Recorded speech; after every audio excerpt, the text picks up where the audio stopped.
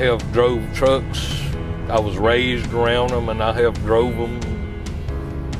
First truck I ever actually got in and drove, I was about 12. It's been a living. I have drove a lot of miles.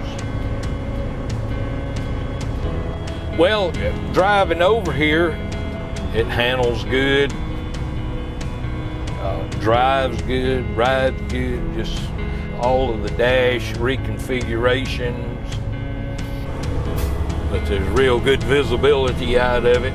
Mirrors have a good setup, easy access in and out.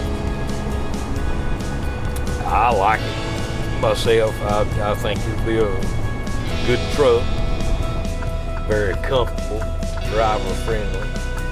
But at the same time, the fuel economy is good on these. This one's got a good setup, 13-speed transmission. That's always very good. Inside of the cab, being as roomy as it is, it's still close in quarters, but everything's handy, but you still got plenty of room. It's comfortable.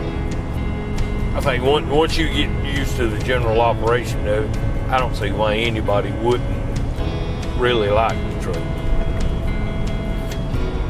It's as of right now, it drives, rides good.